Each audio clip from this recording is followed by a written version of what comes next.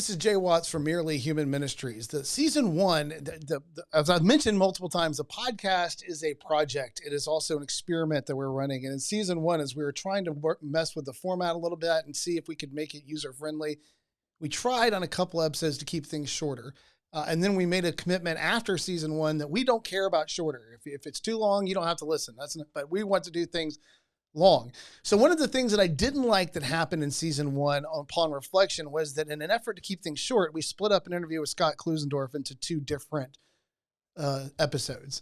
And upon reflection, I decided I would never do that again. You can just decide you don't want to listen for an hour and a half if I do an hour and a half interview, but I'm going to do an hour and a half interview. I'm going to do 2 hour interview. If somebody wants to talk for 3 hours and I think they're saying something worth saying, I'm going to do that. But I'll never, ever again split an interview in half. So in order to correct that, what we're going to do right now is we're going to release this as a special set aside video, a special side audio file, whatever.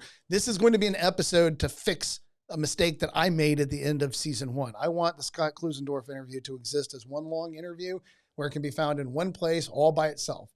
So here it is, my discussion with Scott Klusendorf of Life Training Institute, where he talks about the 3 things that he thinks are most important for pro-life people to understand in the post Dobbs versus Jackson Dobbs versus Jackson world, the post Roe v. Wade world, in all of its entirety, and hopefully fixing what was a silly mistake on my part, because this is long form. That's what we do, and we're going to be long if it has to be long, and we're not going to apologize for it. And what Scott said, the feedback that I got from everybody that listened to both episodes was how much they loved both of them, and they wished that it could have just been one. So here it is, the great Scott Klusendorf and I having a conversation in all of its entirety there. In its entirety. All of its entirety is repetitive. That's silly. In its entirety. Okay. Welcoming Scott Klusendorf to our 3 Things segment this week. Scott Klusendorf is the president and founder of Life Training Institute. By my mind, the single greatest communicator of the pro-life view working today. He's been my mentor, my friend. I'm honored to have him on the show, and he's going to share with us 3 things that are important for the audience, our pro-life audience, to know today. Jay, good to be with you. Oh, thank you for joining us. Glad to do it. So here are my 3 things. I'm just going to lay them out there on the table, and then we'll dive in. Outstanding. First idea, prudence is not compromise. Second idea, inconsistency is not refutation. Third idea, human rights require human beings. And I think all 3 of these ideas are in play right now in the culture, and pro-lifers need to be clear on both of those, or all 3 of those concepts. And if we're not, we're going to miss it at the worldview level. Absolutely. So let's take that first one, that prudence is not compromise. There are 2 battlefronts going on within the pro-life movement right now, and both of them potentially are damaging to our efforts to save children. The first Civil War battle we're having is on our left flank with people who say we got to be whole life. If we're not taking on every life issue under the sun, we're not being pro-life, and therefore we're inconsistent, and our credibility goes out the window. Yeah.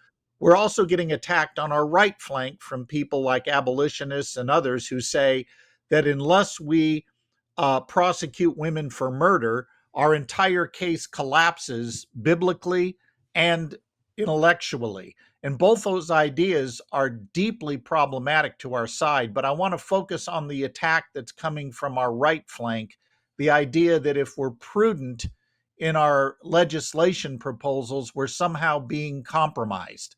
And I don't believe that for a moment.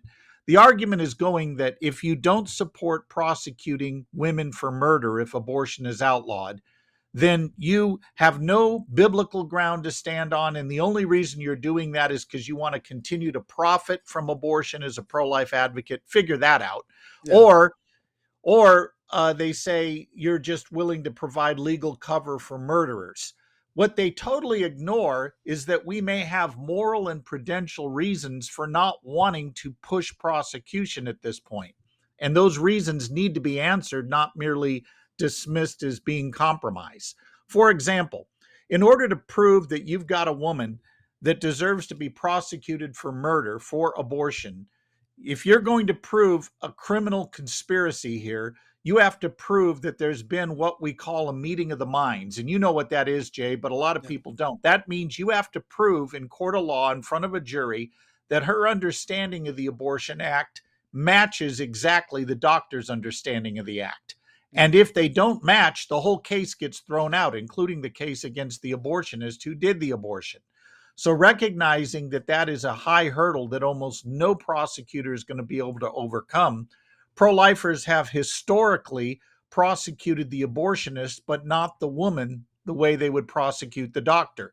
And some people think that's inconsistent, and that means we're not biblical or moral because we won't prosecute her for murder. But I'm not persuaded by that at all. And the reason is not only for the meeting of the minds problem, but think about it culturally for a moment. Jay, since the Dobbs decision back in June of last year, pro-lifers have lost every Yeah. single time abortion has been put to the public for a vote. And by the way, we just lost another one Yep. yesterday in Wisconsin, where a Supreme Court. pro-abortion judge got the seat, and that's going to tip that court now to where it's going to be promoting abortion wholesale. And when we come in and say, hey, we're going to push a bill that says we're going to prosecute women for murder, when the culture already believes we hate women and want them to die, in what possible world is that a good bill to put forward? Set aside the moral conditions for a moment, just think prudentially. Is Yep. it a good idea to further convince the culture we hate women and want them to die and we're out to punish them? Isn't our goal to stop abortion? If we can stop abortion by protecting the unborn legally, why are we doing something that just reinforces the culture's myth that we want women to die? And the sad reality is, a lot of these abolitionists and others on our right flank are pushing a bill that they're just giddy about. I'm just shocked at how happy they are that they're going to have the prospect of prosecuting women for murder. I don't know what they're thinking in terms of what world they're operating in, that this is going to help save babies. Yeah. It's not going to help save babies. Then you've got another problem. Juries, judges, and prosecutors, just because the law says abortion is murder, doesn't mean they're going to prosecute women No. that way. And you're not going to get convictions on this. They're going to rightly say, wait a minute, for 50 plus years, women have been told that abortion is a positive good, legally protected, a constitutional right. And now you're going to assume that they're going to just start thinking rightly about this? That's crazy to say that we're going to prosecute a woman for premeditated murder when everything in the culture has told her abortion's a good thing. Yep. And by the way, our churches have largely been silent, so they haven't helped either. And now we're going to just turn right around and prosecute women for murder. That's just crazy. And jurors are going to say, no way. Our job should be to go after the source. Let's go get the guy who's doing the abortion and prosecute him. He knows what he's doing. Now, I've had people push back and say women know exactly what they're doing. There has been a meeting of the minds. Well, there's been a meeting of the minds in that the woman and the doctor agree on the abortion, but there's not a meeting of the minds in terms of what that procedure entails, the intents behind it, and all of that. For example, Warren Hearn in his book, which I have right here, Warren Hearn's book, Abortion Practice. This is the medical teaching book that teaches doctors how to perform dismemberment abortions. He says right here on page 135 that a Doppler should be used to measure fetal heartbeat during the abortion to make sure you can hear it stop so you know you got a dead kid. But he says that Doppler should be inaudible to the patient. On page 155, he talks about using ultrasound to help with the abortion procedure, but that it should be turned toward the operator, not the woman. Now, in what possible world then can we say that the woman knows what the doctor knows when the doctor who's performing the abortion writes in a procedural manual, make sure she doesn't know what is going on? These are the kinds of things that are hurdles for us, and we're pushing very foolish bills.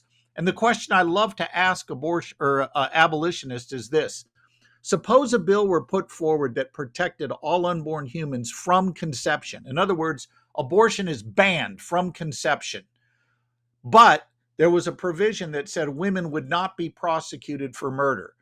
Would you let those babies die that could have been saved simply because you can't prosecute the aborting mothers for murder? and they don't like that question. They dodge it or otherwise try to avoid answering it.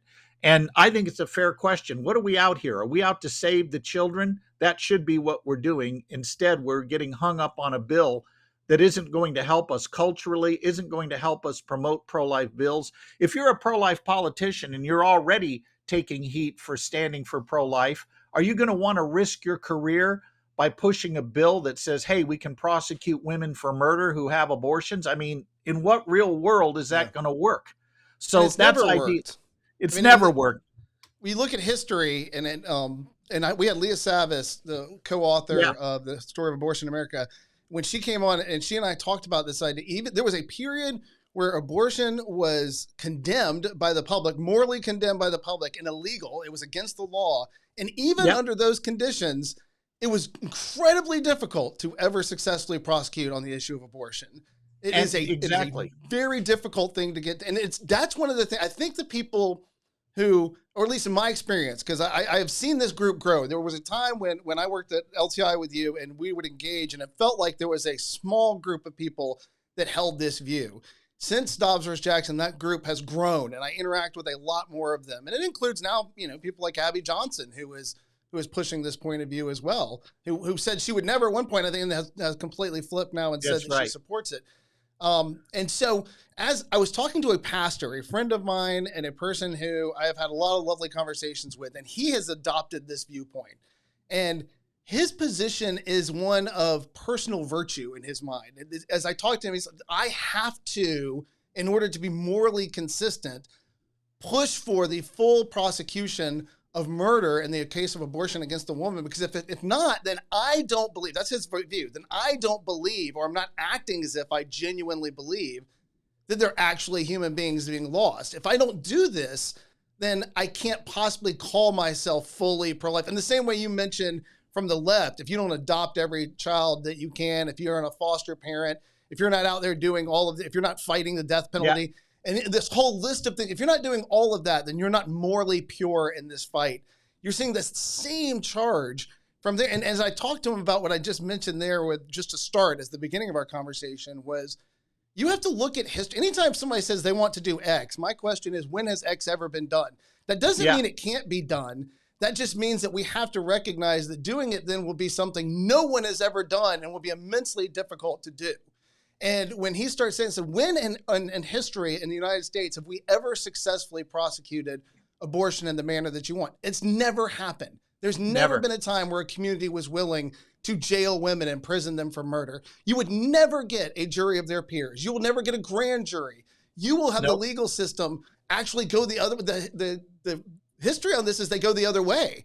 They become much more allowing on this sort of thing. They do not toughen up and prosecute. They just let it go. And judicial indifference is a big deal, not just in abortion. I remember reading an article many years ago where it talked about, depending on who's in charge of the Attorney General's office in the United States at any given point, lawlessness in particular areas grows if prosecution decreases. So it's not even just a case of saying, if we don't prosecute, if we don't make it illegal, we're not going to be virtuous. We're not going to be pure. We're not going to be ideologically pure. And by making it illegal, we'll limit it by punishing murder. What we notice is when the Attorney General refuses to prosecute, the evil that is meant to limit actually prospers and grows. Look at Los Angeles. Look at Chicago. Look at all the blue state big cities where you have DAs unwilling to prosecute violent crime. What's happening in those cities? Yep. And pornography, it happened there. That was the article that I'd written where it was talking about how child pornography prospers when the prosecution of all pornography is limited. So the more you allow it, because you just don't want to get mixed up into that. You don't want to be that intrusive as a government. The Attorney General just doesn't have the stomach to make those prosecutions. You're not going to get grand juries. You're not going to get a jury of their peers to prosecute. You're not going to get district attorneys on board with you. And when go ahead. And there's further complication. Every abortion involves more than a woman. What about the boyfriend that put extreme pressure on her to abort so he can avoid child support payments? What about parents that pressure a daughter to abort? Are we going to prosecute those people for being complicit in the act? Or no, all we want to do, according to the abolitionists, is punish the woman for murder, but all these other people get to walk. You know, they talk a lot about we need equal measures and weights. and they cite that scripture as the basis of their view. We got to prosecute women for murder. Well, wouldn't equal justice also mean we prosecute that adult 22-year-old male who pressured a 14-year-old to abort? Yeah. No, they don't talk about that. They only talk about prosecuting the woman. And by the way, it's not inconsistent to say abortion is evil, but the way we're going to apply the law is going to be workable and not Yep. silly. But a lot of people get hung up that, oh, I have to be personally consistent. No, your job as a pro-lifer is to make sure babies are saved. And you're not being inconsistent to say we're going to outlaw abortion, but the way we apply punishments is going to be consistent with what works in the real world we live in. Yeah, and that's the way we prosecute homicide right now across the board. There are different ways to prosecute different levels of homicide. And we don't Jay, look. women who kill their newborns don't always go to prison Yeah, or get prosecuted for murder. I'm absolutely. not And saying I'm not saying that they that shouldn't. means we justify it, Yeah. but it does mean that, hey, wait a minute, we have to be prudential in the way we approach penalties. You can't Yep. just say a one size fits all, but that's what's being proposed here. And by prudential, what we mean is we're trying to save as many lives as we possibly can and to find a Yeah, legal approach that will work to limit evil as much as possible. as much as And possible. as much as possible. And that's one of the things that when I was talking to that pastor, when he kept pushing back on me and saying, you don't think it's murder. Here's the problem. It's not that I disagree with you on the moral nature of abortion, because it's like, Pastor, unlike you, I've spent the last 15 years of my life talking about this almost exclusively. This is all I ever do.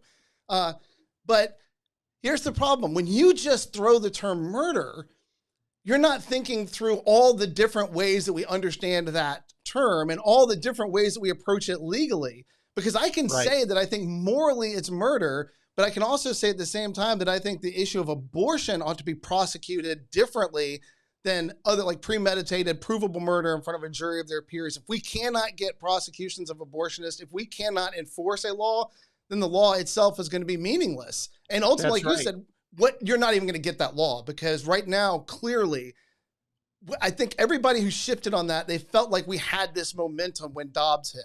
And they didn't see the way the world. I remember one time talking to a moral philosopher, and he said, oftentimes when we're trying to judge the way that the culture is going, we want to see things moving in a linear path. And so that we can look at it, we can say, well, if it's going up, it's going to continue to go up. If the pro-life movement's making gains, this is the moment it's going to continue to make gains. So we're going to push harder to get larger gains. And he said, that's just not the way culture responds to things morally. It's an ebb and flow. And they react very strongly because they don't like something that they see, or we're able to get movement. And then they feel the need to resist at that point and push back a little bit. And we're in a pushback phase right now. We got a place to where we got Roe v. Wade gone, which was a huge deal for us to move forward. And now we have a group of people who have been made deeply uncomfortable about what that means for their neighbor. And they don't want to force views on their neighbor, and they don't want an intrusive law, and they don't want the government involved. And that's exactly the narrative. I've made a cottage industry for about 2 years there of responding to the New York Times and Christian Research Journal. And almost every editorial that they were writing, or every article where they were approaching abortion, they were warning of this incredibly intrusive police state that was going to be looking into pregnancies. That's right. And they're going to be looking into miscarriages. And they're going to be investigating every part of this. This is going to be something like Margaret Atwood's book. I mean, we were headed for this world where The Handmaid's Tale is going to be a reality. And no matter how many times you try to reasonably push back and say that's never been existent. Even Ross Douthat said that in back in December, where he said, look, to some degree or another, you have to recognize that what you're searching for is utopian in nature. The laws, the world that you want has never existed. And so we're going to have to look for what we can get as we sort through the idea of how we limit the evil of abortion through the law. And you can't as get Lincoln caught up put in it, that. politics is the art of the possible. Yep. And, you can wish for a perfect world where everybody abides by biblical law, but unless you're a theonomist, you have a more real picture of what is possible in this world we live in. Yeah. Yeah, and I think I saw a little video with Thomas Sowell recently, and I actually talked to my son and my daughter about it when we were in college, where he talked about the difference between believing that man is good and what we're searching for is a political system that will maximize that goodness, right? That there is a system out there, a political approach to man that will fix everything. And our goal is to find that, because man is good. And ultimately, if we can just marry him with a political system that works, then everything's going to be okay. Versus what he saw was a conservative view. And for me, obviously, and you and I as Christians who understand the nature of human beings differently than those who don't believe, we understand that man is not good, searching for a good political system to marry himself to, that man is broken by nature, and that pursuing evil intentionally, rebellious. And so Thomas Sowell said, in that system, then everything is trade-offs. You have to understand you will never get what you want, because man will be resistant to good, resistant to flourishing, resistant to virtue. And so I loved that idea of, because he got a lot of pushback on that when he said that. And even when I was looking at comments of the replay of it, people being angry about the idea that we can't get this perfect world, that Thomas Sowell in that sense is being negative or cynical. So no, he's not being cynical. He understands the nature of governing human beings. And in that sense, there will be trade-offs. We will never get what we want this side of heaven. That's just not how the real world works.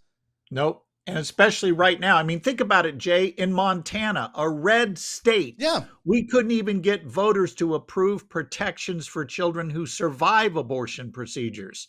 I mean, in what possible world are we going to move from that reality to we're going to get people to jump on board prosecuting women for murder here in Georgia with an Equal Protection Act? You got to be kidding me. No, and 15 years ago, even 10 years ago, the other side hid the abortion issue during elections. They're running on it now. And they're winning. Yep. Yeah. And winning in places where they used to hide from it. In Georgia, they would never mention abortion 10 years ago. Now they're winning elections on abortion. Now they're defeating candidates on abortion. And it's just not, as you say, being prudential and recognizing we have to save what lives we can save. We have to find a way to govern that will limit evil, and limit it as much as we possibly can today. Not ideally what we can do 10 years in the future, but today, what we can get done today.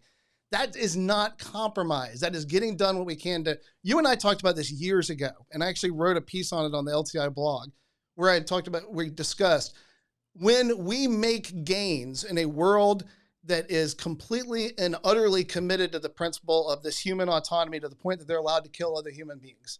When we make gains and take back territory, when we make the world more affirming of the value of human life, we're not compromising. We're winning one inch, 1 foot at a time. We're gaining ground. Yeah. We gained a lot of ground last year.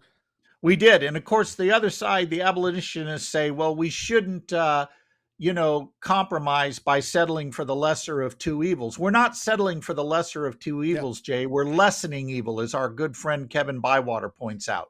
We are working to lessen evil, and that's always a win for us, not a defeat, not a compromise.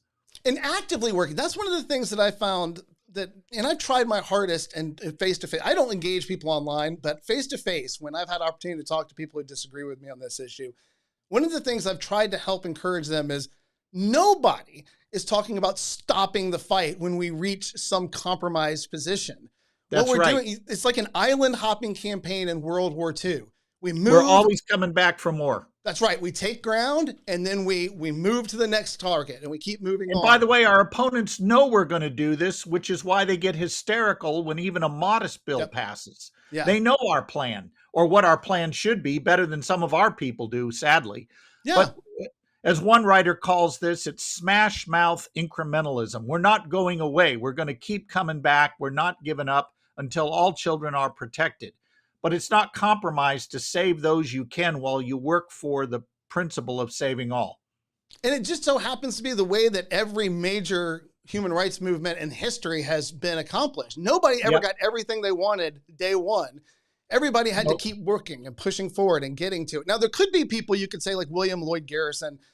You could point to him and say, well, he stayed ideologically pure. Although, you would argue Frederick Douglass didn't believe so. I mean, Frederick Douglass, who said that, in his response to William Lloyd Garrison's insults to him for how he procured his freedom, as far as having someone buy his freedom for him so that he could no longer be a slave, Frederick Douglass's response that it's easy for William Lloyd Garrison to take that position. I just wanted to be free, right? Yeah. It didn't matter to me how I got here. I just wanted to be free. So for the free man to point out that I wasn't ideologically pure in the pursuit of my freedom, that's a luxury I didn't have.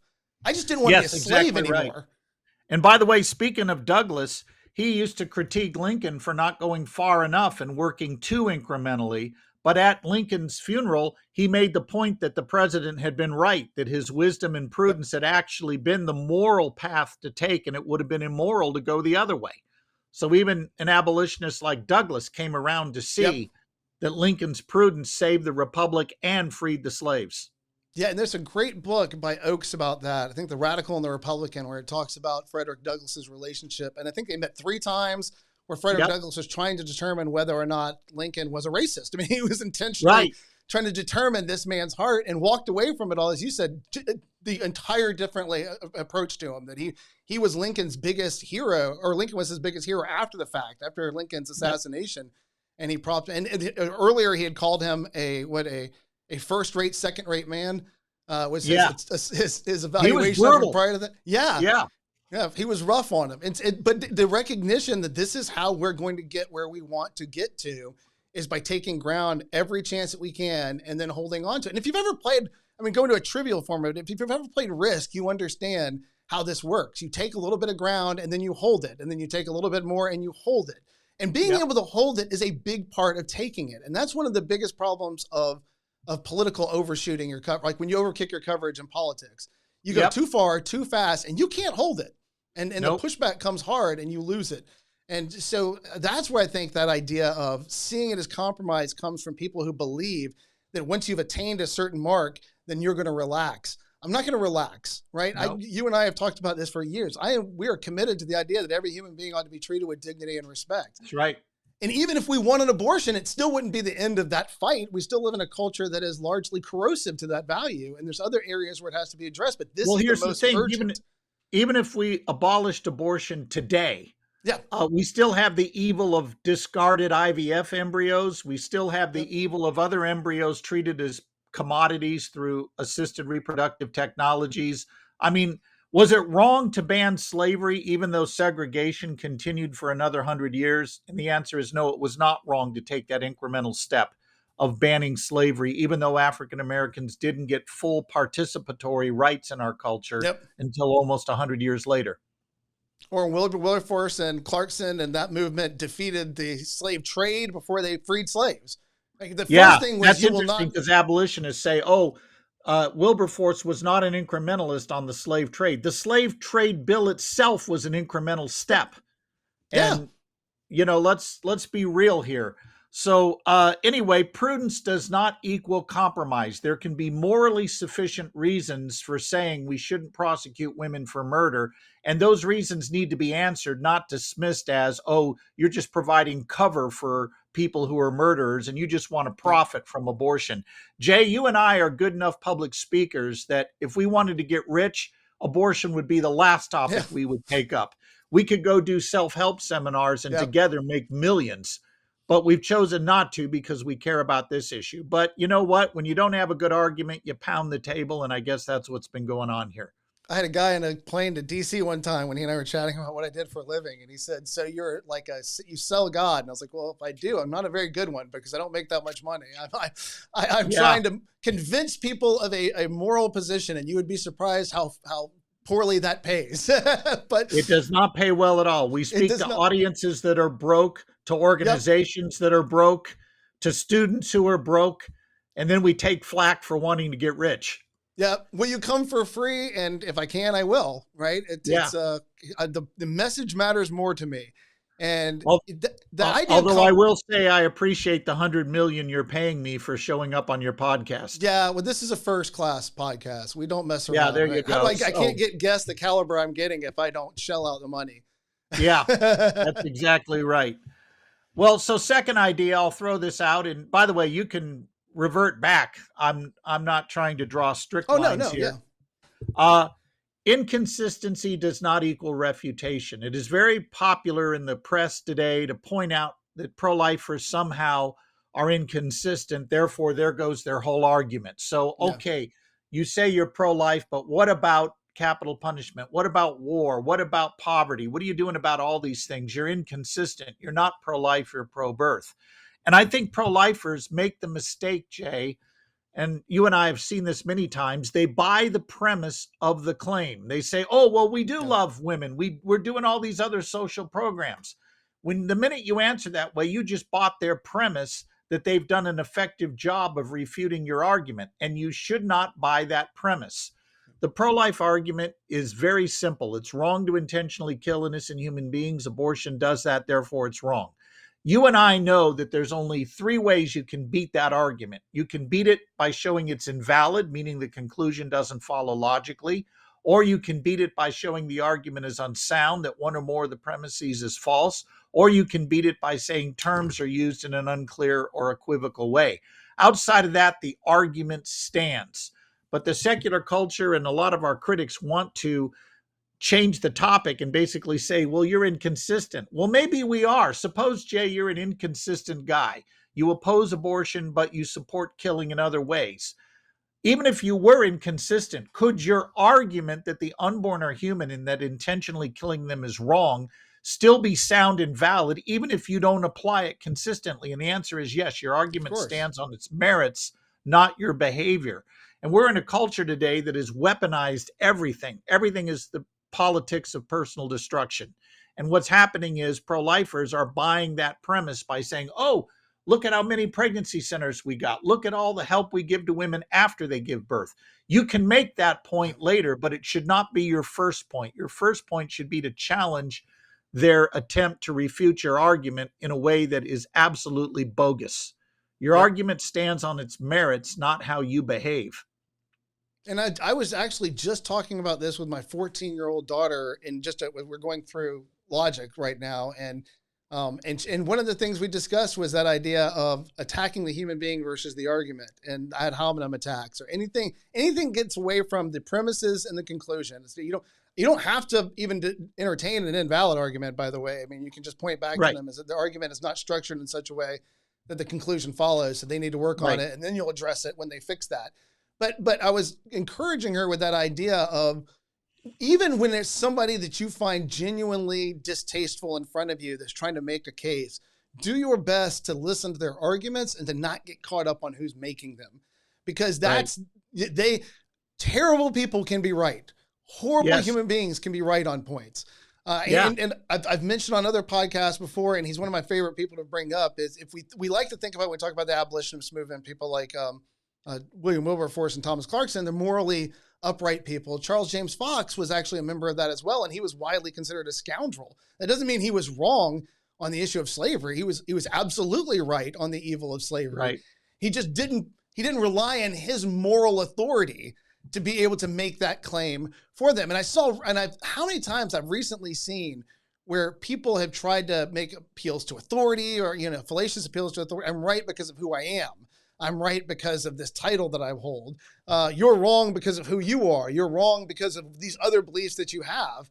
And at the end of the day, I start where you said to start. Always go back to this one action. I had a young man, I think this was at like a Toccoa Falls during a Q&A, who stood up and said, hey, these are all these other things we need to take care of. And if we're not taking care of all of those other things, then we're not being consistent as pro-lifers as we approach these things. Okay, some of those things are immensely complicated issues that have to do with political structure. It have to do with the best way that we could all, even if we all agree that those are goals that we want to attain, we don't agree on the way that we attain them. And it's not even clear that they're attainable goals. In this Right. particular area, I'm just asking you to not kill your children before they're born. I mean, that's That's it. right. How does it follow that it's okay to intentionally kill an innocent human being because I'm not taking responsibility for every social evil that's out there? That's right. Or why do I have a responsibility to end hunger in Africa, or to deal with AIDS in Africa, or to deal with things that are going on here in the United States first? Why do those have to be dealt with first before you stop killing your children before they're Yeah. born? See, one of them just requires all of us to accept that the unborn are human before they're born, and then to adjust our behavior towards them accordingly. I don't need to pass laws, although laws will limit evil. I don't need to make everybody on earth operate in a political system that distributes resources fairly without any corruption whatsoever on either the supply side or the distribution side. All I Right. need for you to do is to not kill your children before they're born. Just agree That's not right. to do that, and then we could together, let's go to problem B, which is maybe more difficult politically to get to. But this is a What's decision. interesting, Jay, is that often you can call their bluff. You can say, okay, suppose I agree to fix everything wrong with society. Will you now join me opposing Yep. abortion? You know the answer. It's always no. Always Women no. have a fundamental right to an abortion, is what they tell us. Okay, that's an entirely different thing. Defend that position. If that right is fundamental, that means no infringement. That means abortion through all 9 months. Defend that position instead of hiding behind our alleged inconsistency. That's right. And keep that right there at the forefront. Let's even if we agree that every one of those things are important issues that we're going to have to deal with. And most of them I do. Most of them is also I agree with you that they're important. Let's Right. deal with this one right now. Like And not this is where 15, not 20. pro-lifers need to be careful too, Jay. They don't distinguish between the operational objectives of our movement and our Christian ethics as Christian individuals. You as a Christian Yep. individual and me as a Christian individual, we'll care about a lot of issues. We care about sex trafficking. We care about treating the poor fairly. We care about refugees. But it doesn't follow that because individually as Christians we apply our ethic in those areas, that the operational objectives of the pro-life movement have to be broad and inclusive as well. And that's the mistaken logic people make. Yeah, and there was the head, one of the gentleman I used to know is the head of the Must Ministries in this area that deals with homeless and reaching out to them. And he and I went out to lunch one day and we were discussing this a while back. And I said, I'm grateful that you're out there, right? Because the fact that I don't spend every second of my life working on homelessness doesn't mean Yeah, that I don't go to bed prayerfully grateful that you are, that you are yeah, focused on this, that you're doing this job, that there are Christians out there that God has put into this place to take care of this issue and that that's on that's your right. heart. I'm grateful that you're there because I'm just not going to be there while abortion's there. And he responded likewise. He said, I go to bed at night grateful that you're there doing the things that you're doing on this And that's a issue. fair enough position to hold, that God has got us slotted into different areas to uphold human dignity. But when you say that you have no right to oppose abortion until you take care of all this other Yeah. stuff, that's where we have to say, no, we're not going to buy that premise. And one thing that's different that people have to keep in mind, and I was done speaking in Indiana, and two young women came up to me afterwards, and they were asking me, "Why aren't you on stage talking about sex slavery? If you care so much about human rights, why aren't you talking about sex slavery?" And I asked them, I said, "Okay, fair enough, right? But let me ask you this question: 50% of the population of the United States believe that abortion is a right. At least 50% think it's a good thing or they're fighting for the right to Right. abortion. I have never spoken in an audience anywhere in the United States where I would say half the people in the audience think sex slavery is a good thing. We all agree Yeah. it's a bad thing. On this particular issue, the problem is it's a bad thing that half the population thinks is a good thing and is And actively fighting for. And to even add more weight to your argument, our government, in many cases, supports and funds worldwide. I mean, right now, the US government funds abortion overseas, and it's costing millions of unborn lives. And we're promoting it legally, funding it through our budgets. It's not just that our culture is in favor of abortion by and Yep. large, it's that we're funding it. It's legal. Yep. Sex slavery is not funded and it's not legal in our government. Abortion is. Yep. And we're not, nobody's singing songs in support of sex slavery. They're not making No, movies in support of sex slavery. They're not, the culture is not on the side of sex slavery the same way that it is here. There is not that's right. an ideological drive to form the next generation. There are not people coming into, and I talk to college students at high levels, there are not people coming into their classrooms teaching them lessons that are meant to undermine their authority to stand against sex slavery. Everybody Yeah. is in agreement on that it's a bad. They're trying to figure out how to fight it. In this particular case, we can't even convince everybody that it's wrong. And that's the thing that we have to do. We have to keep them on this issue. I Yeah. can agree that other things are bad, but let's talk about this bad thing right now. That's what we're talking about. And the And other side did this. I'm sorry, I didn't mean, but the no, other go ahead. side did this when we're talking about we want to talk not the other side, but you saw this during the Black Lives Matter movement when people would respond, all lives matter. People who were focused on that issue right now said, I agree with you that all lives matter, but right now we're talking about Black lives. So get back on the point.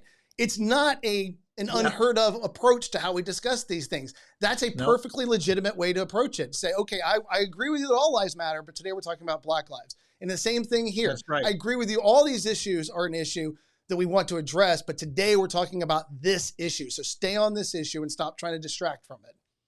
Well, and I think it's fair to also ask critics, what other issue carries the moral weight of Yep. millions of lives taken? I mean, the numbers in abortion are the Holocaust times 10 just here in the US. Yep. What other issue carries that moral gravity to it?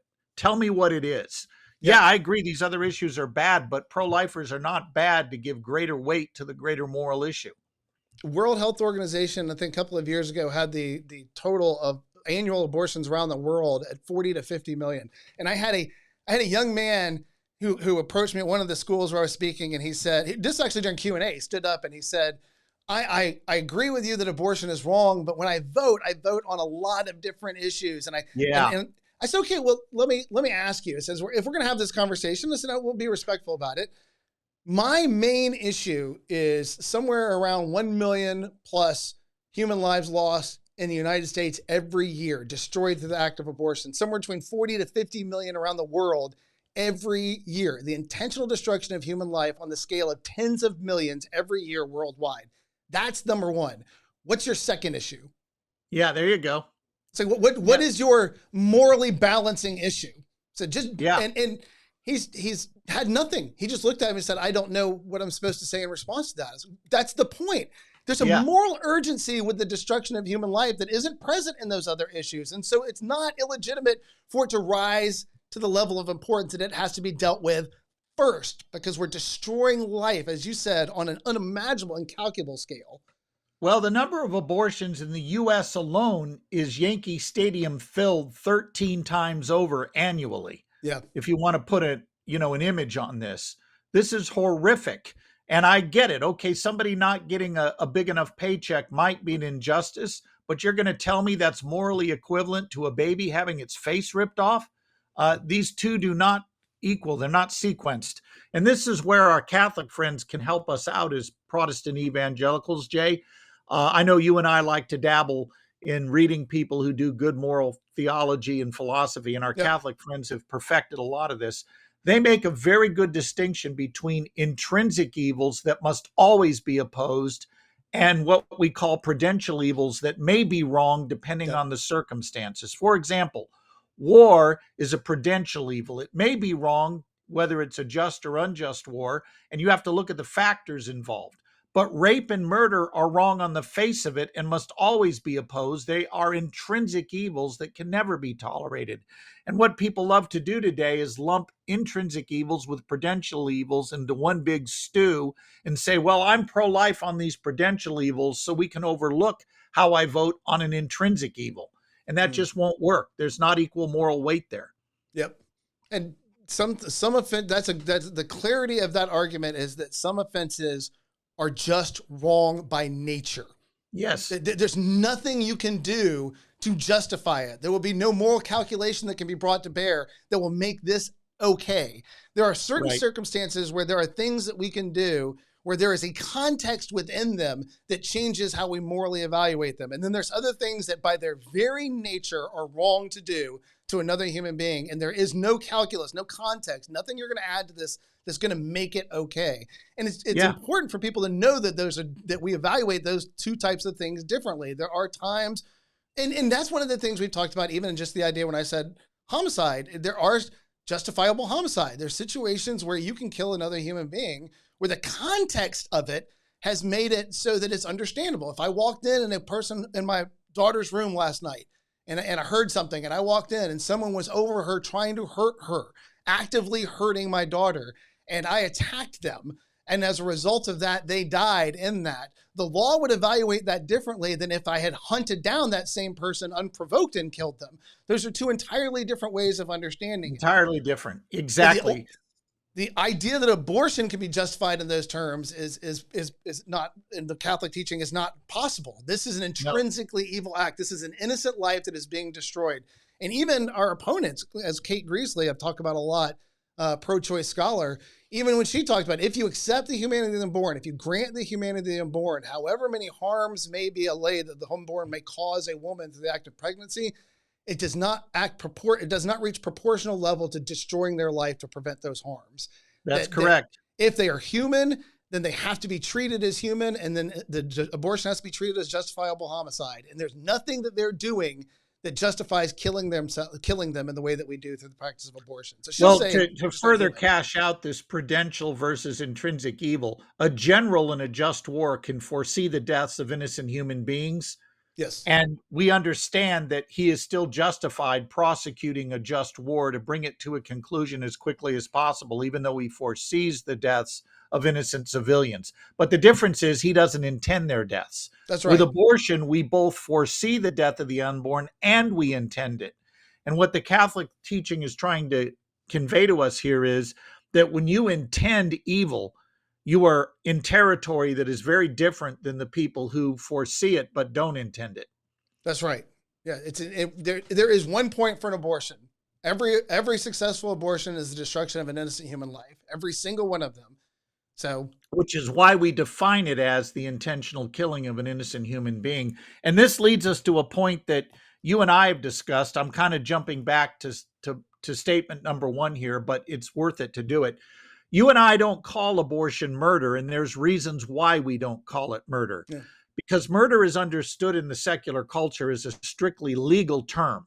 Yep. And because abortion is not illegal, when we say abortion is murder, we now have another thing we have to defend. We not only have to defend that abortion is wrong and immoral and evil, we now have to defend that abortion should be called murder when it's in fact legal in our culture. And to avoid that complexity, it's better to just stick to calling abortion the intentional killing of an innocent human being. It is an evil in its own category. We don't have to bring the term murder in and have further work for ourselves. and that's an important point, because when I've talked to some people, they initially, when I said that I don't, if you notice when I'm talking in front of audiences, I don't use the term murder. I don't use the term murder, not because I don't believe in the evil of abortion, but because I understand the loaded nature of that term and what it adds to the discussion and the confusion that it can add. Because I could say that I believe that abortion is murder in the terms of the 10 Commandments, and that it's a destruction of innocent human life. But when you talk about murder legally, as you said, it comes with a whole lot of commitments that I feel like confuse the discussion on this issue as we're trying to apply it to the United States today. And so when I say, it's like, let's talk about abortion as abortion right now. Let's figure out how to deal with abortion as the unjust destruction of an innocent human life, as the intentional killing of an innocent human life. Let's talk about abortion as abortion right now. And let's not muddy the water with terms that come from, that you may mean morally, you may mean it legally. I don't understand what you're talking about, and it just confuses the discussion. Here's one of the things that I have tried to teach my kids over the years. Language at its best ought to be clarifying.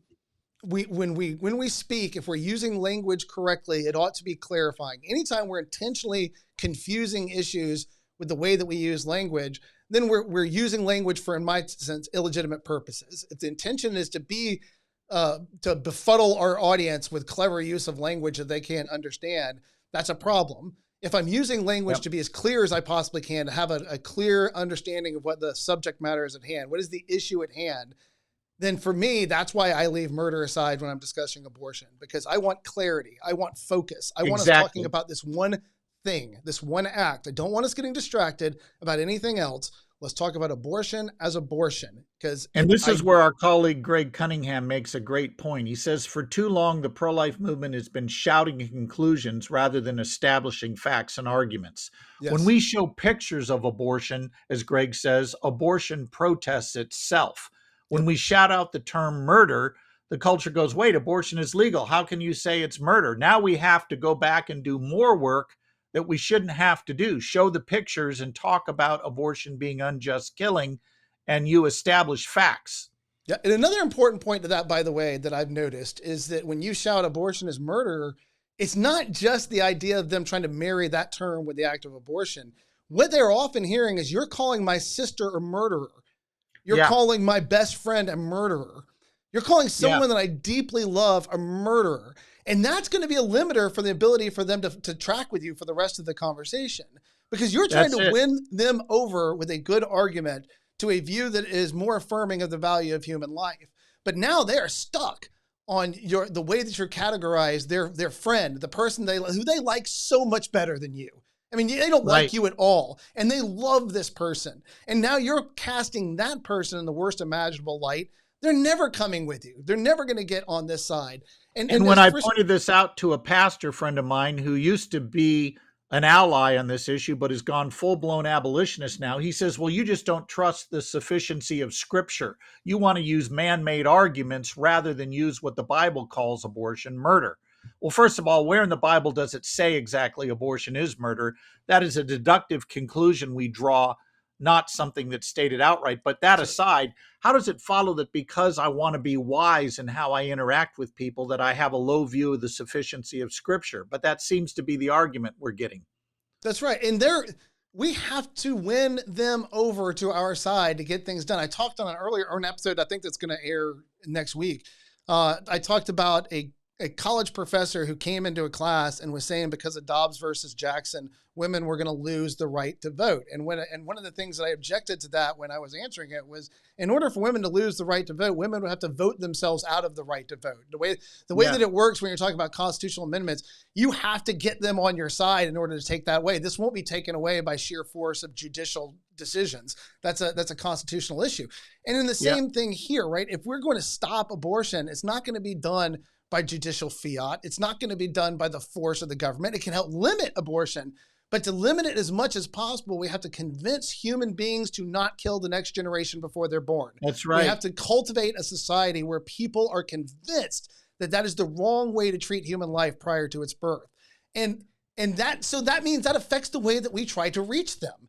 And if we decide that we are going to cast them as the bad guys and we're the good guys, we're going to come at this from some ideologically pure position where we hold our ground on the issue of murder, all we're going to do is turn them away because they like their friends who have gotten abortions more than they like us. And well, Jay, you just have a low view of Scripture. I'm sorry. Yeah. I know. I can be difficult to get along with sometimes. Actually, I think our position is actually more biblical in this sense. We aren't limiting God. God has given us two ways to restrain evil in the culture: people coming to Christ and having their hearts changed through the new birth. But that's not the only way we can limit evil. God has given us civil law to restrain the heartless, those whose hearts won't be changed by the gospel. And if you read Scripture, the number of people who are going to be saved is not huge, it's small. Narrow is the gate, which means we're going to need a lot of secular people who may not ever become Christians to agree with us on the pro-life view that abortion is the intentional killing of an innocent human being. And we've got to persuade those people outside the bounds of Scripture. And that is a criticism that I have heard leveled at us, and particularly me, in a conversation with somebody who said it's more important that they find Jesus than they become pro-life. And it's, well, in the long-term sense, I understand that for that individual, it is more important to them. Number one, I said, I don't believe that promoting a high view of the value of human life into the life of someone who holds a low view of human life is in any way drawing them away from the gospel. I actually believe it's a step towards it. It's recognizing that there's things that we can't do to other human beings because human beings are the kind of thing that ought to be treated with dignity and respect. And there's going to be conversations that are started, as Tina Whittington and I have talked about at Students for Life, where she uses the term, the pro-life argument as a gateway drug for the gospel. So number one, I don't see it as antithetical to preaching of the gospel to preach a higher value of human life into our culture, which sees it as something disposable right now on multiple levels. And number two, if he's like, all you're going to end up with is a pro-life person who doesn't know Christ. As you just said, I'm not of the view that every American's going to ultimately come to know Christ. I hope that they do. I wish that they would. But at some point or another, I need them to just stop killing their kids before they're born. And if that's a step in the right direction for me, right? I mean, that's a movement into the direction that we need. Now, if you want to discuss why you shouldn't be doing it, we can get to greater, more in-depth grounding issues that will lead us towards a gospel conversation. But I don't think that I am doing a disservice to the Bible. And that's what I find particularly frustrating. Because I asked him, I was like, have you ever read the book 1 Corinthians or 2 Corinthians? So go read those back to back. And you will find that Paul makes historical arguments. He makes epistemological arguments. He makes ontological arguments. He doesn't appeal to scripture like New Testament scripture, because there was no New Testament for scripture for him to appeal to. That's right. He appeals to the reason of the believer to be able to see the truth of God and Christ in their life so that they might find right behavior and orient themselves correctly towards the Father through the Son. And he doesn't just avail himself of what was written in order for him to get there. He avails himself of the rational capacities of the audience that he's reaching. And so if you can prove prove that by talking about these things that I'm doing something anti-biblical, I'm open. Talk to me. But if I'm not, then I don't believe that I'm doing something wrong if you can't demonstrate that it's wrong biblically by appealing to the full nature of human beings, and that includes their rational capacity to bring them to a more moral position with their fellow man. I don't see how that's wrong. Yeah, it's not. And it leads to all kinds of confusion, including what we see from a guy who I like in a lot of ways, Tim Keller. Tim Keller has written a great book called The Reason for God. I really like it. But Tim Keller's view on abortion is pathetic. He says it's wrong, says it's a double injustice, in fact, but he won't preach on it because he doesn't want to turn people away who otherwise might respond to the gospel. And he gives this example of a woman, an ACLU attorney, who visited his church in New York. And she said to him several months later, if I had shown up that first day and seen any pro-life literature, I would have left and never come back. And he says, see, this is what we need to do. We need to just preach the gospel rather than promote moralism and let people evolve toward the right view. Okay, I'm glad she finally came around to the right view and said, I'm beginning to see that abortion is wrong. I'm glad she's come to that. But are we to say that clerical silence in the face of child sacrifice is an acceptable means of evangelism? I mean, this is scary stuff, Jay. And getting them to be Christians, by the way, doesn't guarantee that they're going to be pro-life. I mean, I know a lot of people who identify themselves as Christians who have very cleverly drawn out this caveat here for them on this particular issue. And much like what you're saying, how Keller approaches it, and that idea that they don't want to unnecessarily cause division. They don't want to upset people, that they're going to be at peace with everybody as much as possible. They appeal to those types of scriptures. Why would I want to distract people from the gospel by talking about this? Well, because it matters, right? I mean, I think Stanley Hauerhaus's quote about in 100 years, if Christians are only known as the people who don't kill their children before they're born or don't kill their grandparents or something like that, then we're doing good. We're doing well. But we ought to be known for something, right? I mean, we should be. We're countercultural by nature. That's one of the things I've had to talk to a couple of young college students recently. It's like, look, Christianity is countercultural by nature. We are at our best, by the way, when culture starts to define itself away from us, because when culture tries to define itself in the pseudo-Christian terms, it's easy for us to get lost in the flow and to lose focus and sight of what we're supposed to do. When the culture embraces a worldview against us, then we are free to be what we are. And what we are ought to be radically different than the world around us. And we shouldn't be ashamed of that. I have no shame in being hated because I say, through the love of Christ, I have learned that all human beings ought to be treated with dignity and respect, and I will fight for that first and foremost for the rest of my life as long as God leaves me on this planet. And if you don't like me because I fight for that, I'm good. We're going to be okay. Yeah. Yeah, I can live with that. And I'm totally with you that teaching accurately on the pro-life issue opens the gate to gospel conversations. We've seen it happen experientially countless times. Once you establish with someone that there is such a thing as moral evil, and showing pictures of abortion can help you do that, then you raise the question of, wait a minute, have I committed moral evil? And if so, should I be punished for it? And of course, any honest person would say yes. Well, we're right there. We're at the threshold of the gospel because we have a solution to that moral evil found in the sacrifice of Christ. So this doesn't have to be an either or. It can be both and, but I am never going to apologize. I'm with you. If I'm known for, hey, I stuck up for human dignity at all stages of life, so be it. If I'm hated for that, that's a good reason to be hated. And the great thing about the way you just phrased that is something that's always been important to me, is that when I became a Christian later in life, and one of the things I always found shocking was how many people who are within the body of Christ see it as an us-them paradigm. It's us and it's them. And I've never struggled with that, I guess, because of the way I came to Christ. There was always a sense for me, no, it's him and it's all of us. He is on the side of righteousness, and this all the rest of us that are caught up in this mess, and we are redeemed through him. But I can never see myself outside of through him as something different than them. When I'm trying to reach somebody who disagrees with me on the issue of abortion, I have told audiences all over the country, I am trying to reach the guy that I was, the man that I was when I was younger.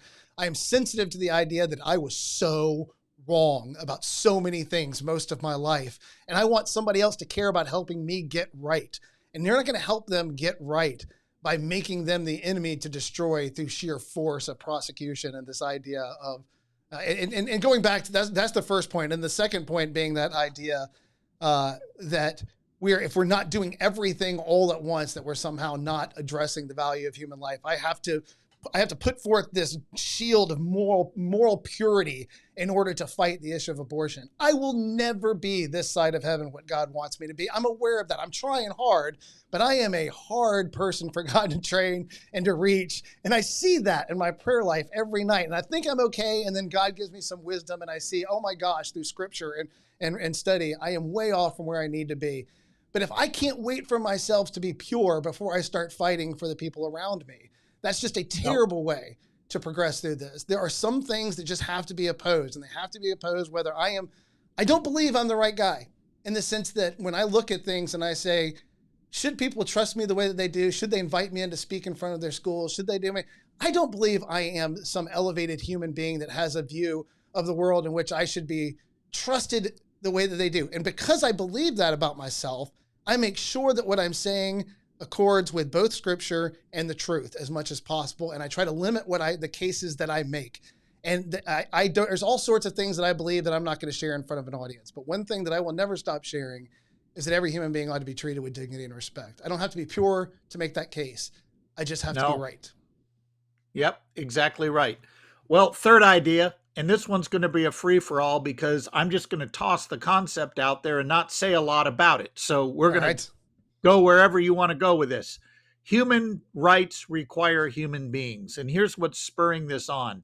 We're seeing more and more talk about the whole transhumanist movement. Yes. The idea that we can jettison the race forward to its next stage of evolutionary development and we can become better than we are, a new and improved version. And the worldview idling behind this is the view that progress is always good, and we don't need to ask the questions, what are human beings by nature and what ought we do? It doesn't matter. We just go with the science and propel forward. And the argument I want to make is this.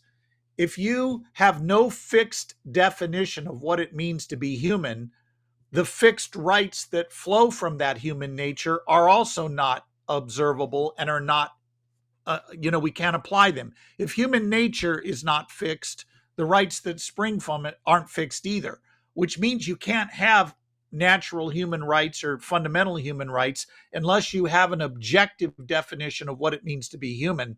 And we're doing all of our biotechnology, all our talk of advancing the race without asking the questions, what do we mean by better and what does it mean to be human? We're just going forward without the moral constraints, thinking that we're going to make ourselves better, but we're cutting out from underneath us the very ground of our own rights when we say that human nature is not fixed.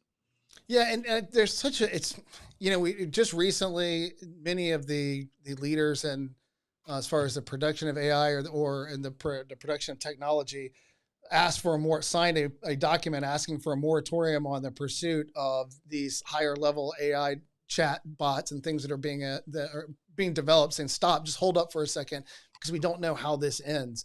I was reading Nick Bostrom yesterday, a book called Superintelligence, and he was talking in that book about, we have no idea what the end result of all of this is as we advance towards it. One of the things I have always found interesting is that if you are a human being, and I agree with you, the fixed nature, if you are a human being and you are actively looking to displace humanity with something else, one of the things I find odd about it is that you won't be on the other side of that. There's this sense of, if I can, and Ray Kurzweil, I think, has a representative of this in his transhumanist writing, where he has this sense that if I can take this human being that I am and augment them to these levels with a digital mind, or download myself and to live eternally, if human beings are a fixed nature, if we have a fixed nature, then Ray Kurzweil, as he understands himself, will not survive that transition. Whatever it is, it won't be a human anymore. It won't be a human, and it won't be Ray Kurzweil. There's no meaningful way to say that he extends for eternity. Some program does, some data stream does, but it won't be him. And that's right. I had a conversation, a decade and a half ago now, with a guy at Georgia Tech that was working in a lab that was putting these things. And I said, look, here's the thing. You're betting on that your view of human nature is the correct view of human nature. And you have a low view of human nature. There's no human nature. There's no such thing as humanity. All things are transitional animals.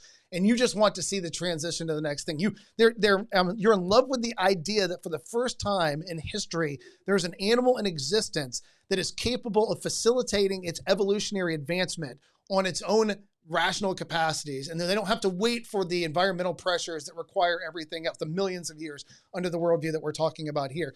Listen, Right. but if you succeed, and if I'm right, so let's just say for the sake of argument that there's such a thing as human nature, not just that, there's such a thing as a spiritual existence, and that spiritual existence is tied towards God. And even beyond that, let's say that Romans chapter 3 is an accurate representation of man separated from God. So that in this humanity, I am somehow in tension between what God wants me to be and what I am, and that there's an active grace that exists around us, not just the salvation grace, but an active spiritual grace that is fighting and resisting my evil nature as best to draw me away from it and to empower me to be something that I'm not. And you create everything that it means to be a human being without that relationship. And they immediately, at that downloading moment, have capacities that no human being has ever had before. And this is where you get into a lot, and there are many writings about this, the malevolent program. This AI that comes into existence and is immediately malevolent because it has no operational boundaries that we can place on it. And one of the greatest AI minds on the planet was just published an article about this recently, where he said, what we have is the ability to advance AI without the ability to control it, without to give it to parameters, without the ability to ultimately morally, and he doesn't use those terms, but that's what he's talking about, to give it moral boundaries, to give it morality. We're playing God without the ability to be able to make moral creatures. And this is where Christians got to wake up. AI is here. It's not going away. Yeah, we're not going to dial it back. And I don't care how many letters Elon Musk signs or what Nick Bostrom says about how we can have parameters. We cannot. It's here. Yep. The question is it going to be tethered to any kind of moral principle? And that's really hard to account for in a worldview that says there can't be objective morality. Yep. The AI worldview, right? Yeah. When you have a naturalistic worldview that's idling behind this technology and driving the idea that humans can reinvent themselves in the next evolutionary step forward, we don't have a basis or an oughtness for saying we ought to tether this to morals. What morals? Yep. Yeah, morality is what you can do. And you don't have any appreciation. We've talked about this before. We did that at the Summit virtual event, where we talked about the idea that if you have a low view of humanity, if humanity is just something to be overcome, then there's nothing about us that you want to take into that next iteration, because all you're trying to do is get beyond it.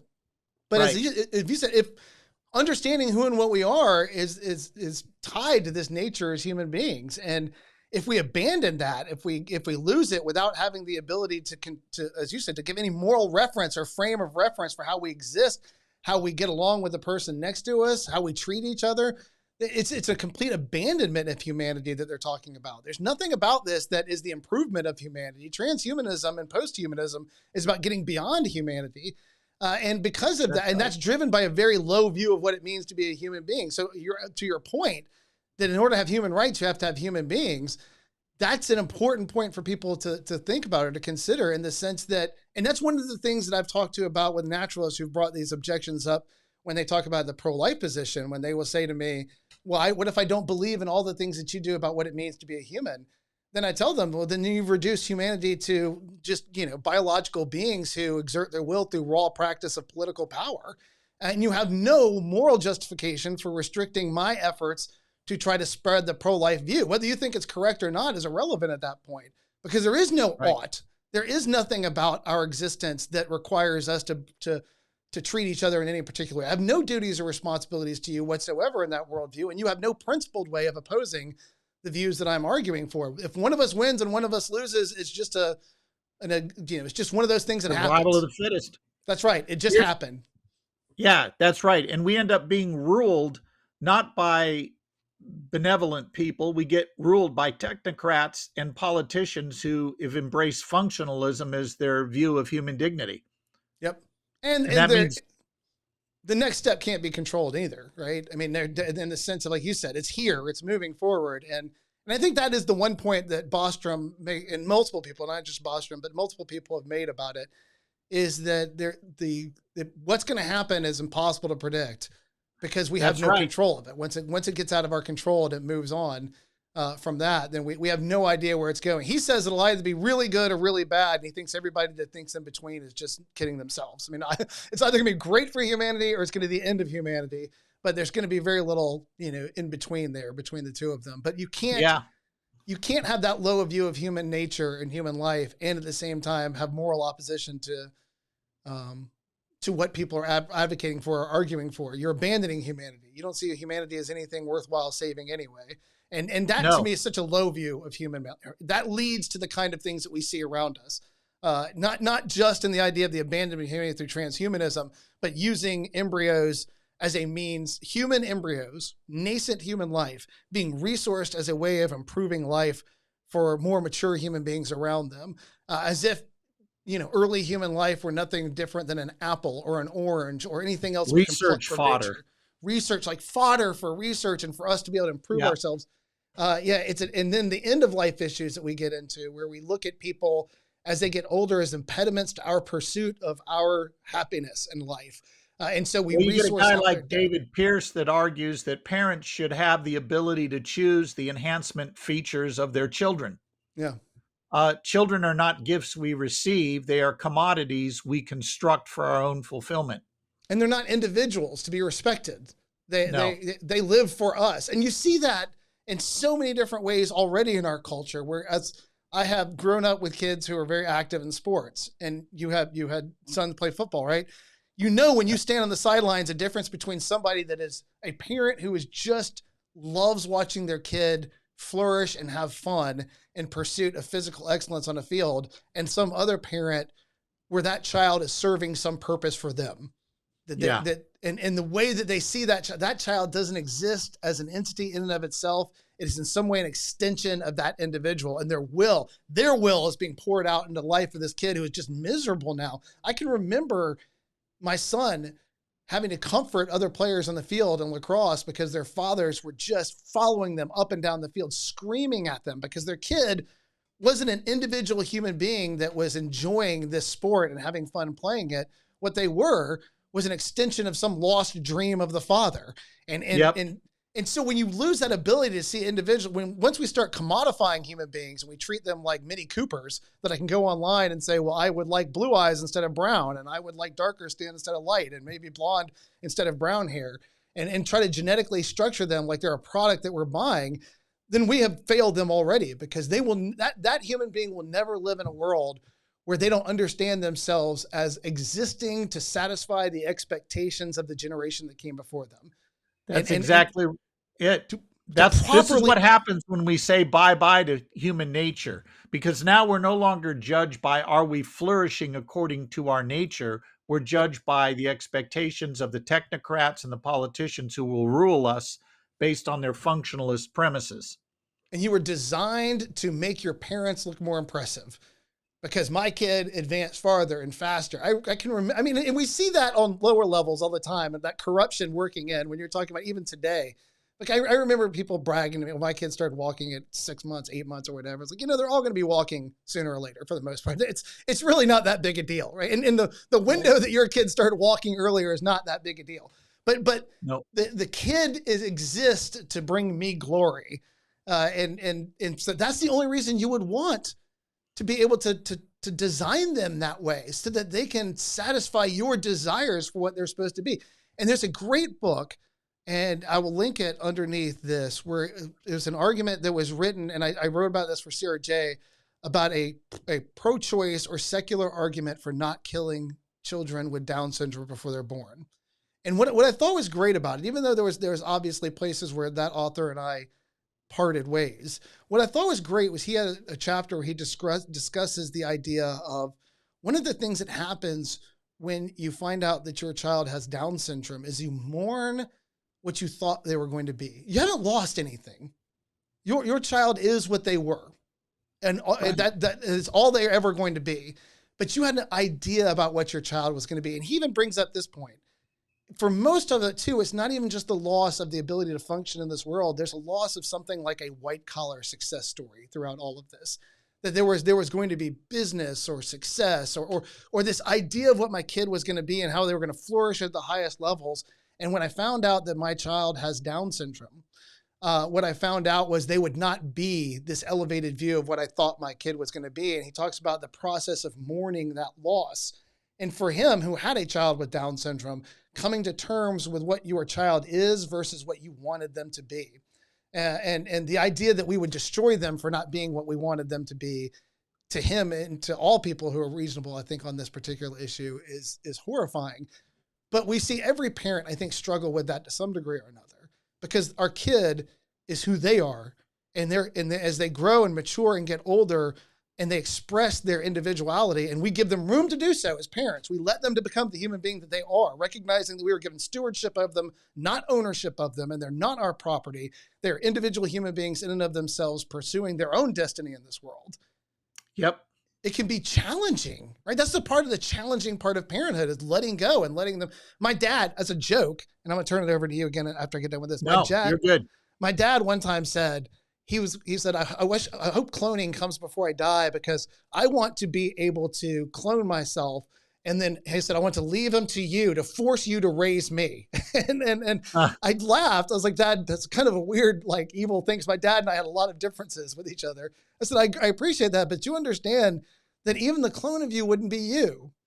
It would be an individual human life that would exist from the moment that it comes into existence. And it would interact with the world differently, and it would have different parents that you have and different siblings that you would have. And you would not be able to make a clone of yourself to continue your existence. If you made a clone of yourself, it would not be you.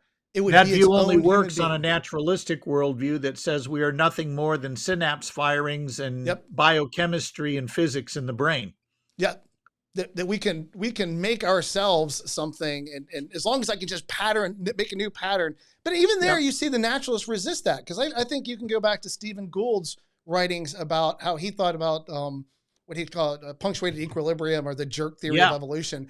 And he said, if you roll the tape back to a certain point and then start it over again, it will never go forward the way that it did the last time.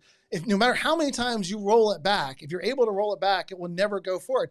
And I do think that there's something there to be taken from that way of thinking into understanding human beings. Even if we chart, like you said, the synapses, the groups, if we go through and we're able to map out a human brain as it exists today, my brain, and then we were able to duplicate that or replicate that into another body, it's still, from the moment that you press go or press play on the tape, it doesn't play out the same way, because it is still, as we understand it, a unique human life that exists in its own right and has its own nature and will pursue things differently based on the environmental it finds itself in and the people that's involved in. And yeah.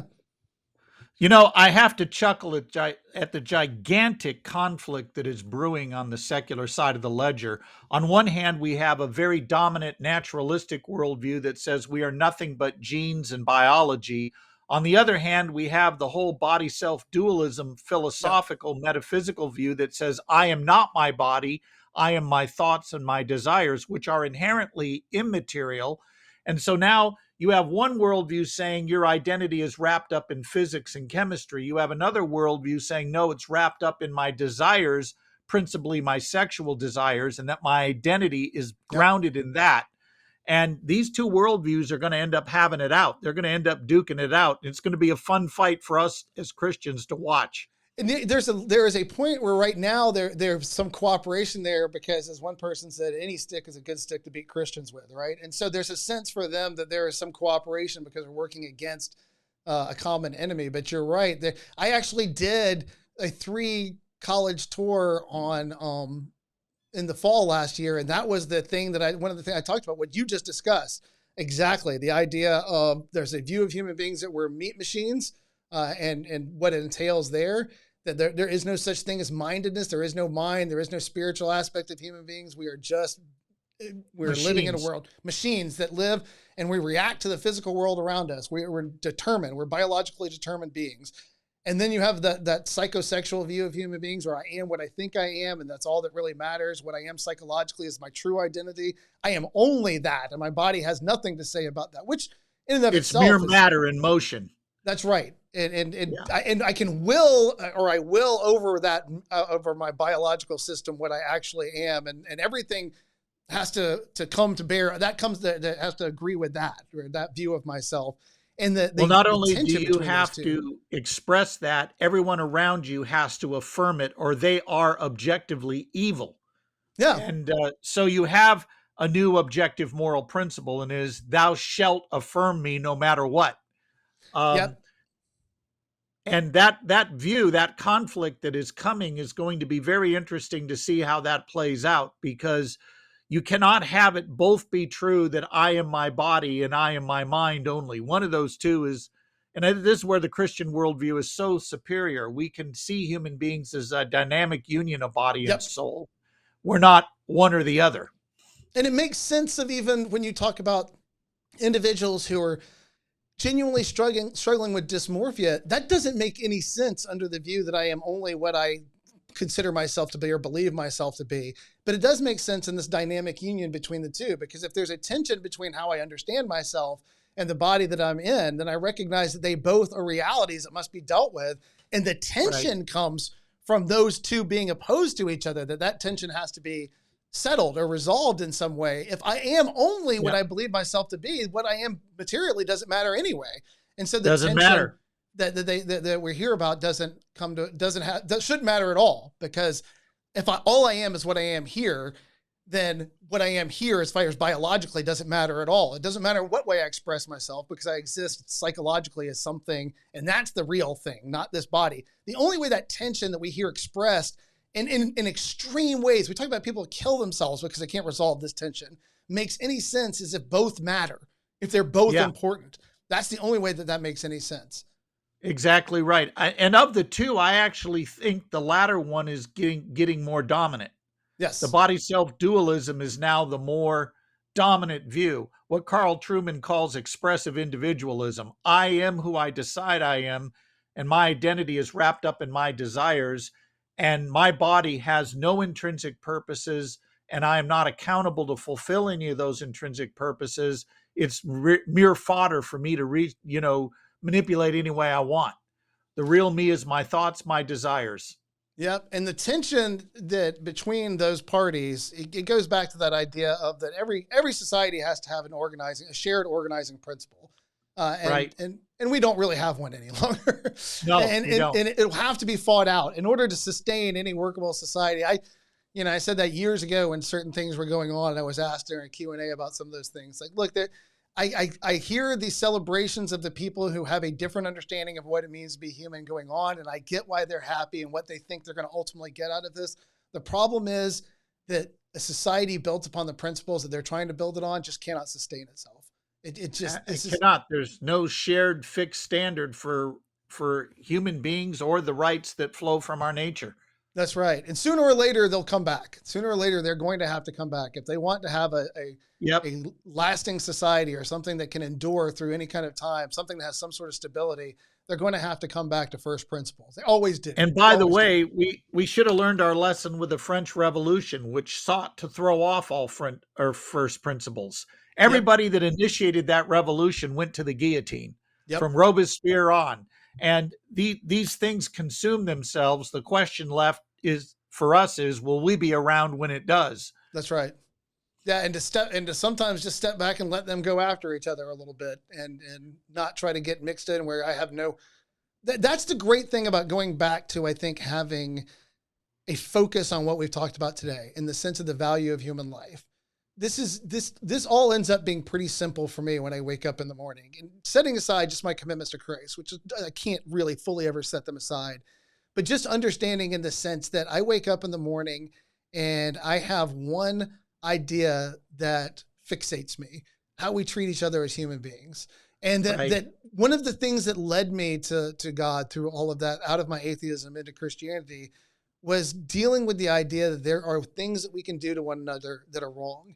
I didn't know that there was anything right. That was not the first thing that I came to. I didn't initially think that is the right. We should nurture each other. We should love each other. We should take care of each other. That wasn't my first realization.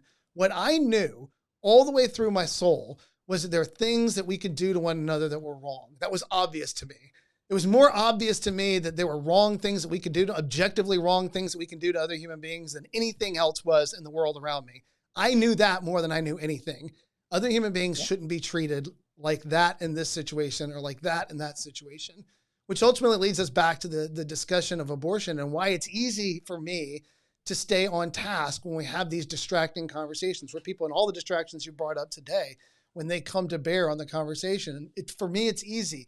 Abortion is an action against another human life. And I'm just trying to convince as many people as possible to stop doing that action so that we can save what lives we can save. I understand that we will never live in a perfect world. I understand that we will never be able to address all of the things that we need to be able to address in this world. I understand that I will never be the perfect vessel for that message. But at least I have found something that I can sleep at night. When I go to bed, what did we do today? We went out and we tried to convince as many people as possible to treat other human beings with dignity and respect. And that is the place where we can agree on a foundational beginning of how we build a society. You treat me with dignity and respect, and I'll treat you with dignity and respect. And I understand that an inclusive view of human value, which Christopher Kaiser likes to use that term, and I think Nancy Pierce uses as well, an inclusive view of human value. I understand that an inclusive view of human value is going to bring to bear some tough situations where we have to endure things for the sake of the other people around us. I get that, but it's a better view of human beings for all of us as far as going forward and building the world around us. Well, if the Nazis put a gun to your head and say, shoot your mother through the brain or we shoot you, you endure the evil rather than inflict it. And that's a choice, but you don't have a third alternative at that moment. You either are going to suffer evil or perpetrate it. That's right. And view of human dignity certainly will have some hard to swallow moments, but you're right. It is a better worldview than the one that says anything goes here with how we treat humans. And enduring and suffering for the purpose of communicating the message of the value of human life is what gives that message power to endure to the next generation. That's right. It's not just clever arguments, and it's not just the way that we phrase things. It's when they talk about if you're inconsistent, you're not. I agree with that, right? The inconsistency is not a defeater for our argument. But we do also have to recognize that the choices that we make during life communicate everything to the world around us. I mean, that's a very Christian perspective. And so I think that when they say you're being inconsistent because you're not solving every problem, I'm being completely consistent. I recognize that I couldn't possibly solve every problem. And when I recognize one problem is more morally urgent than others, I devoted as much as my spirit to it as I possibly can, even when that means not being with my family, who I love far more than everybody else I have to go talk to. And so my life demonstrates, at least hopefully, the importance of the value of other human beings in it, particularly since I am focusing on the most urgent question right now, because this is the one area where I know we are killing millions of human lives every year. And we have to get this one right. We have to focus on these intrinsic evils. They take precedent over other things. And there is no other evil. I love the question you put to that student. Okay, what's the other issue that should be second, here? Yeah. That's a very good thought-provoking question. It forces them to understand that not all evils are the same. And Christians fall into this too, Jay, because they say, well, sin is sin. The Bible does not teach that all sin is morally equivalent.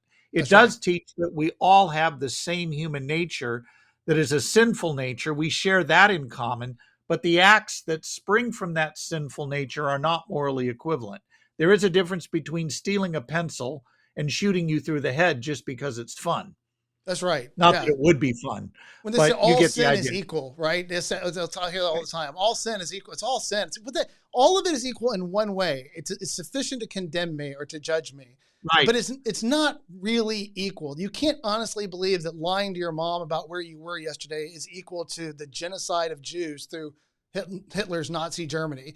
Those are not or shooting the same. Your mother because you don't like the question she asked you. That's right. Yeah. Nobody believes that, right? I mean, nobody genuinely believes that. It's just a rhetorical point to try to, and oftentimes it's meant to try to give us room to do the things that we want to do. Most of the most confusing conversations I get into are people just trying to excuse things that they want to be able to do that they know that they shouldn't. Or that they don't want to have to talk about. They want to relieve themselves of responsibility. Well, sin is sin. I don't need to talk about abortion. I really ought to be focused on, just helping people get saved because all sin is equivalent. Well, That doesn't work. I'm going to give you the last word in a second here, but I want to say one more thing on light of what you just said, because I get it. I get what they're saying. I get why they don't want to talk about it. And this is why I say I get it. Because for the first, I don't know, 10 years of my Christian life, I was able to be positionally pro-life. As I moved towards away from being pro-choice as an atheist and a Christian, I started adopted personally holding to pro-life views. But it was when I confronted it, when I had all of it in front of me and I was forced to confront it, that I became convicted that this issue required more of me as a moral human being than I was giving it. So Yeah. and that conviction did not make my life easier. It made my life better, but not easier. And I understand the person that is sitting in front of me there's a reason why one of the first prayers I ever said as a Christian when I became a Christian was, God, I don't ever want to talk about abortion. Because the second I became a Christian, I was smart enough to realize that human beings were not what I thought they were when I was an atheist. And that issue may become something I don't want to have to look at. I don't want the accountability that's going to hit me when I stop and reflect on that issue. And for people who are personally or positionally pro-life, I understand why they don't want this in front of them, because when it was in front of me in all of the gory details, when I finally put it on a table and read about it and considered it and thought about it, I was faced with a realization that if I genuinely believe human life has value from the moment it comes into existence, and what's happening to the unborn is happening in the world around me, I have to do something more than what I'm doing. If I want to consider myself a moral agent in this world, I cannot allow what's happening in the world to happen around me without saying and doing more to try to stand against it. And morality requires me to do something more. And so I get the hesitation for wanting to hear about it, because I think that for many people, not everybody, but for many people, they probably intuitively understand that as long as they don't have to look at it, they can excuse themselves for not having to have a voice in it.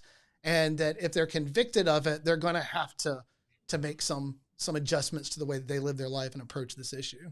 And this is why the pro-abortion side fights the use of abortion imagery so strongly. They know that these images convey moral truths that people would rather not have to face up to. It's why you and I use these pictures. We're not manipulating people. We're using something that conveys truth better than words ever could. Yep.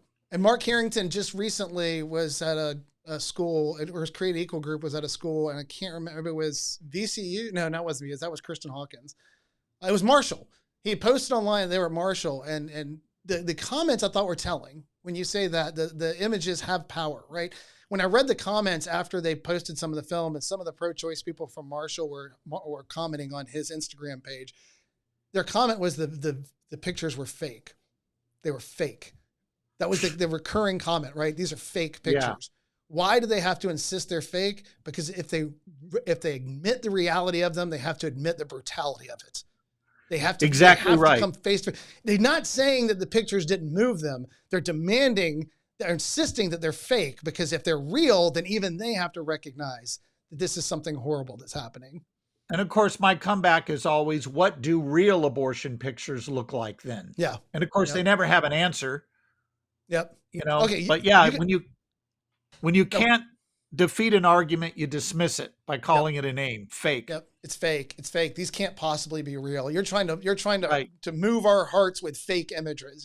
If your heart's being moved, it's because you recognize the evil of what you're seeing, and you're insisting it's fake because you don't want to come to terms with the reality of what it is, because that would mean we would have to change the way that we live our lives.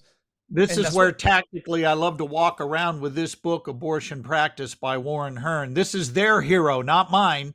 He describes in excruciating detail how to dismember a living human fetus. And you've seen the material. You know what I'm talking about. Absolutely. And these are their guys being honest about it, not us faking anything. Abortionists tell on themselves, man, all the time. I talked about that on 2 different episodes right now. The abortionists will tell on themselves.